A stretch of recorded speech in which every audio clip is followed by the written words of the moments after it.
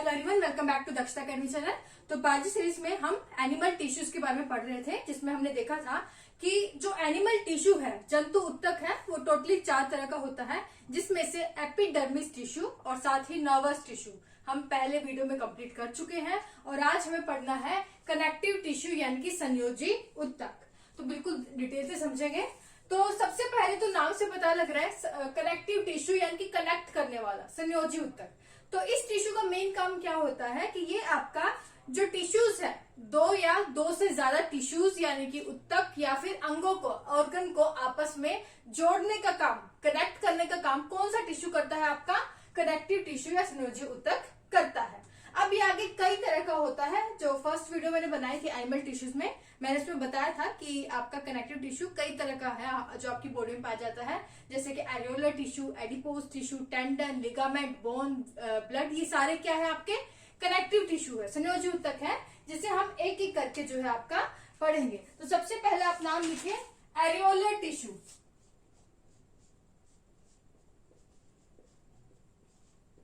Areolar tissue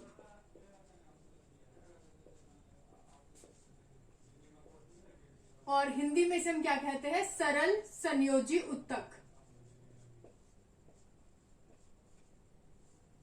तो ये जो सबसे पहले तो इसका मेन काम क्या है? एरियोलर टिश्यू यानी कि सरल संयोजी उत्तक, क्योंकि आपका एक कनेक्टिव टिश्यू है, इसका मेन काम क्या है कि यह जो आपका स्किन है, स्किन को, त्वचा को आपका मांसपेशियों, स्किन को मसल्स से जो है आपका जोड़ता है।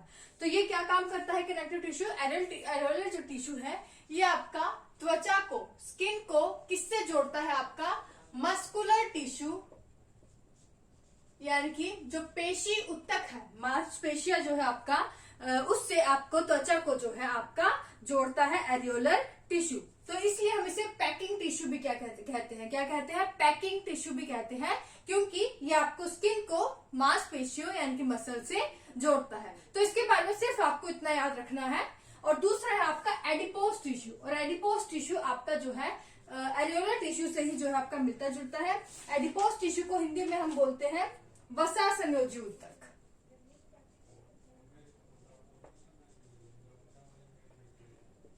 एडिपोज टिश्यू, जिसे हिंदी में हम क्या कहते हैं? वसा संयोजी उत्तक। तो इसमें क्या होता है? इसमें जो एडिपोज टिश्यू है वो जमा हो जाता है कहाँ? एडिपोज टिश्यू के बीच में।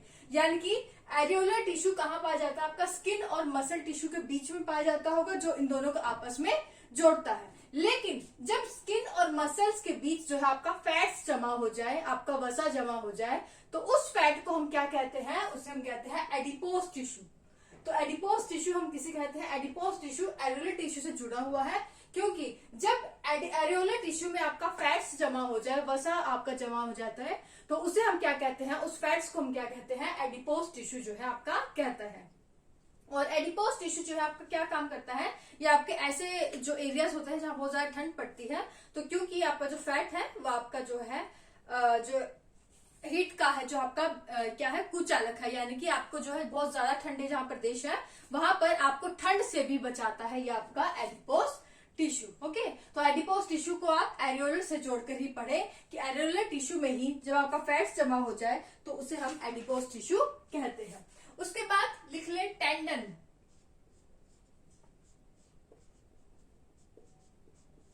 और यहीं पे इसके साथ ही लिख ले, दोनों को कंपेयर करके पढ़ेंगे, टेंडन और लिगामेंट। हिंदी में भी इनके नाम लिख ले। टेंडन को हिंदी में हम क्या कहते हैं? टेंडन को हम हिंदी में कहते हैं कंडरा, और लिगामेंट को स्नायु।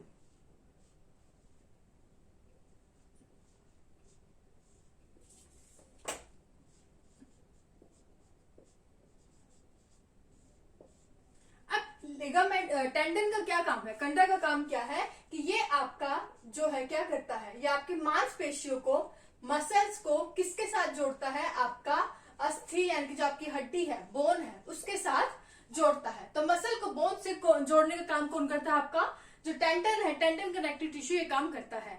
जबकि आपका जो लिगामेंट है, इसका काम क्या है? ये आपका अस्थि को अस्थि से यानी कि बोन को बोन से जो है आपका जोड़ता है। तो ये मेन डिफरेंस है दोनों में कि टेंडन का काम क्या है कि आपका बोन को मसल से जोड़ता है, जबकि लिगामेंट जो है आपका बोन को बोन से जो है आपका जोड़ता है। और इनमें जो प्रोटीन पाया जाता है, टेंडन में पाया जाता है व्हाइट कलर का प्रोटीन पाया जाता है, और लिगामेंट में आपका येलो कलर का प्रोटीन जो है पाया जाता है। तो इसमें कौन सा प्रोटीन पाया जाता है? कोलाजन प्रोटीन फाइबर,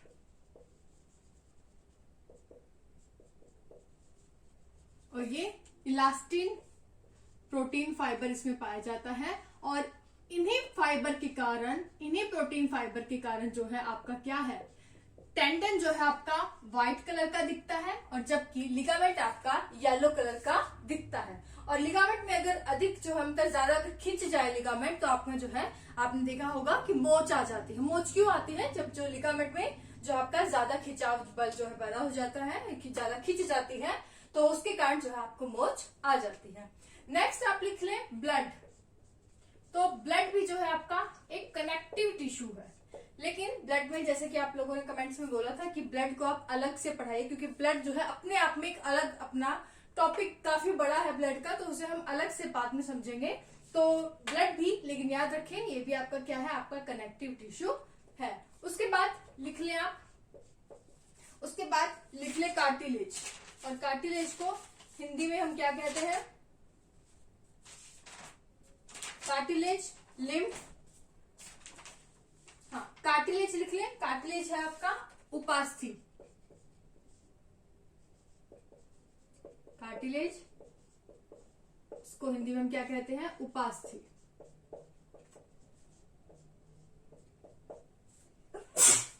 सॉरी,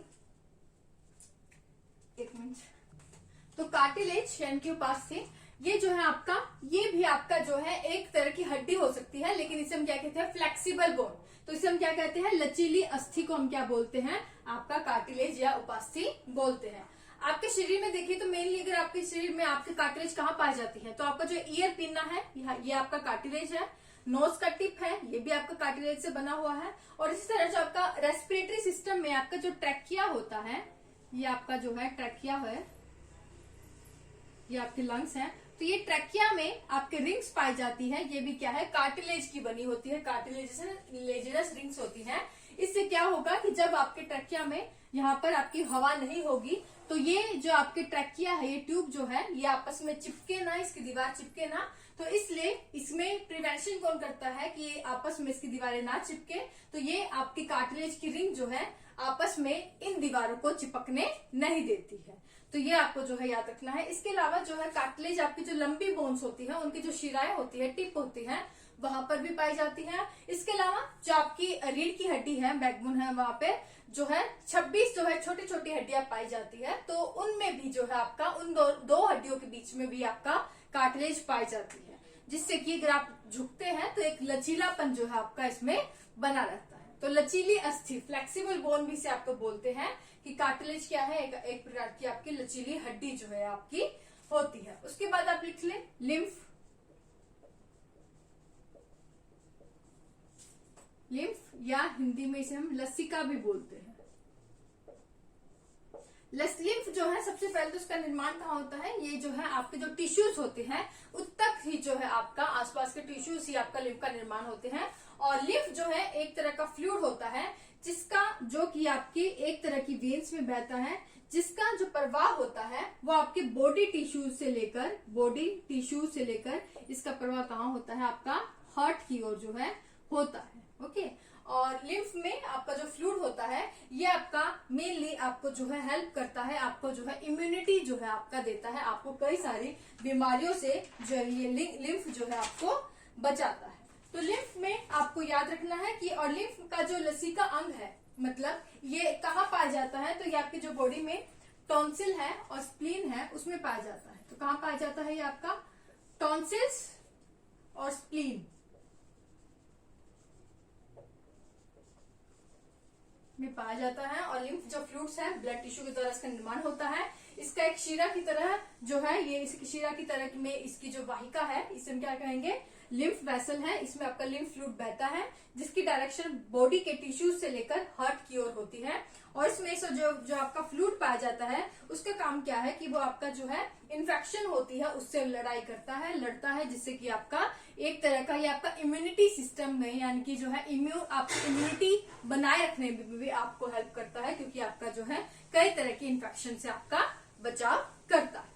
तो याद रखिएगा, इसके जो मेन ऑर्गन जहां पर आपका लिम्फ पाया जाता है वो कौन सा है, टॉन्सिल्स और स्प्लीन। उसके अलावा आपका रह गया है बोन। बोन यानी कि हिंदी में हम इसे क्या कहते हैं, अस्थि। यहां पर लिख रही हूं,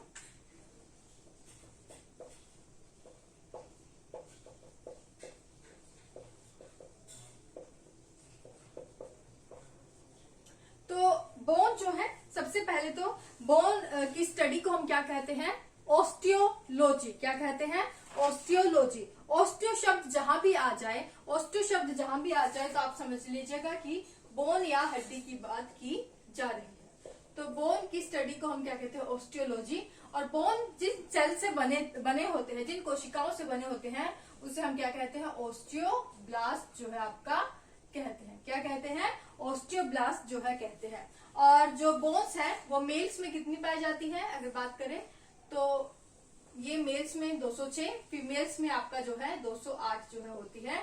और जो नवजात शिशु होते हैं, न्यूबॉर्न बेबीज होती है, उनमें जो है 300 यानी कि जो 300 है, 310 के आसपास जो है 300 प्लस जो है आपकी हड्डियां पाई जाती हैं, जो उनकी डेवलपमेंट के दौरान जब उनकी ग्रोथ होती है उसके बाद कई हड्डियां जो है आपकी चिपक जाती है, जिसके बाद अगर आपका मेल बेबी होगा तो वो आपका बाद में उसकी हड्डियां कितनी रह जाएगी, 206। अगर फीमेल बेबी है तो उसकी 208 जो है हड्डियां आपकी रह जाती है। आपकी बॉडी में अगर बात करें तो सबसे जो लॉन्गेस्ट, स्ट्रॉन्गेस्ट और जो लार्जेस्ट बोन है वो कौन सी है, तो वो आपकी जो जांग में जो आपकी बोन है यानी कि कौन सी, फीमर बोन जो है आपकी, फीमर जिसे हम क्या कहते हैं, फीमर। सबसे लॉन्गेस्ट, स्ट्रॉन्गेस्ट और लार्जेस्ट बोन है आपकी बॉडी में फीमर बोन, जिसे हम जांग की हड्डी भी बोलते हैं। और सबसे छोटी जो है आपकी हड्डी कहाँ पाई जाती है, आपके ईयर में भी कहा, मिडल ईयर में, मध्य कर्ण में, जिसका क्या नाम है, स्टेपिस।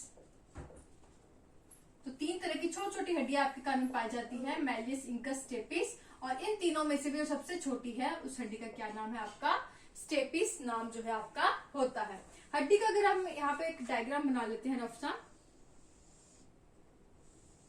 ये अगर आपकी जो है बोन है, तो बोन में ये आपका जो है ऊपर की ओर क्या होता है, ये टिप है, ये इसे हम क्या कहते हैं, शीरा कहते हैं। इसमें आपकी जो है अंदर की ओर एक कैनाल होती है जिसे को हम क्या कहते हैं, हैवर्सियन कैनाल। हैवर्सियन कैनाल जो है वो आपका मैमल्स का, स्तनधारियों का मेन फीचर है, जो कि आपका सिर्फ और सिर्फ मैमल्स में पाया जाता है। हैवर्सियन कैनाल का मेन काम क्या है कि आपके जो बोन को जो आपका पोषण देना है, न्यूट्रिशन देना है, आपका इसमें जो ब्लड सर्कुलेट होना है, ये सब काम किसके द्वारा होता है, हैवर्सियन कैनाल के द्वारा होता है, जो कि आपका कहाँ पाई जाती है, सिर्फ मैमल्स की हड्डी में पाई जाती है। ऊपर यहाँ पर आपका जो होता है, यहाँ पर आरबीसी का निर्माण होता है और यहाँ पर जो है आपका डब्ल्यूबीसी का निर्माण होता है। तो यहाँ पर आरबीसी का निर्माण होगा तो यहाँ पे क्या आपका एक बोन मैरो पाया जाता है, रेड बोन मैरो, जो कि आरबीसी का निर्माण करती है। और ये बीच में आपका क्या है, येलो बोन मैरो, जो कि डब्ल्यूबीसी का जो है निर्माण आपका करती। तो रफ से मैंने एक डायग्राम बनाया है बस समझाने के लिए कि हड्डी के बीच में एक हैवर्सियन कैनाल होती है हमारी, जो कि सिर्फ और सिर्फ मैमल्स में पाई जाती है। हड्डी में ऊपर की ओर शिराओं की तरफ होता है रेड बोन मैरो, जो कि आरबीसी का निर्माण करता है यहाँ पर और यहाँ पर। और बीच में आपका पाया जाता है येलो बोन मैरो, जो कि डब्ल्यूबीसी का निर्माण करता है। और इसी के साथ जो हमारी ये सारी तरह के जितने भी कनेक्टिव टिश्यू होता है, जितनी भी तरह के कनेक्टिव टिश्यू होते हैं, वो सारे हमने कंप्लीट कर लिए हैं। एक हमारा रह गया है ब्लड, जिसे हम अलग से वीडियो बनाएंगे, उसमें कंप्लीट करेंगे। तो कनेक्टिव टिश्यू है कितनी तरह का, एरियोलर टिश्यू हो गया, adipose tissue, tendon, ligament, bone अभी बाद में करेंगे, कार्टिलेज, लिम्फ और बोन। तो ये सभी जो क्या है, ये आपके कनेक्टिव टिश्यू यानी कि संयोजी उत्तक है, जो कि एनिमल टिश्यू में अंतर्गत जो है, एनिमल टिश्यूज के अंतर्गत जो है जिनकी स्टडी की जाती है। ओके, तो ये था आज का टॉपिक। वीडियो अगर अच्छे लगे तो प्लीज लाइक जरूर कर दिया करें, ज्यादा से ज्यादा शेयर करें, और चैनल पर नए हैं सब्सक्राइब कर लें। और नेक्स्ट वीडियो हम पढ़ेंगे मस्कुलर टिश्यू यानी कि पेशी उत्तक के बारे में। आज के लिए बस इतना ही। Thank you so much.